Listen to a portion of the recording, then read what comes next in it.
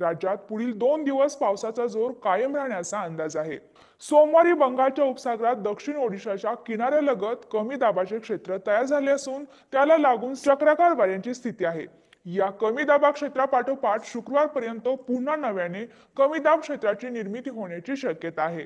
हवामान विभागाने आज राज्यातील रत्नागिरी रायगड जिल्ह्यात काही ठिकाणी जोरदार ते अतिजोरदार पावसाचा रेड अलर्ट दिला आहे। तर सातारा आणि पुणे जिल्ह्याच्या घाटमाथ्यावर काही ठिकाणी जोरदार ते अतिजोरदार पावसाचा रेड अलर्ट देण्यात आला आहे।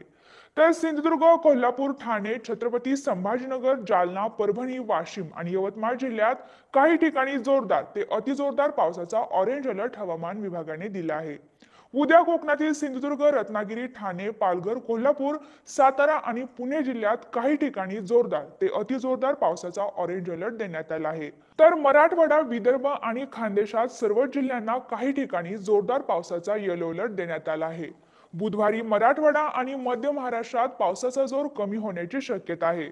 मात्र कोकण आणि मध्य महाराष्ट्रातील कोल्हापूर, सातारा, पुणे आणि नाशिक जिल्ह्यात तसेच संपूर्ण विदर्भात काही ठिकाणी जोरदार पावसाचा येलो अलर्ट देण्यात आला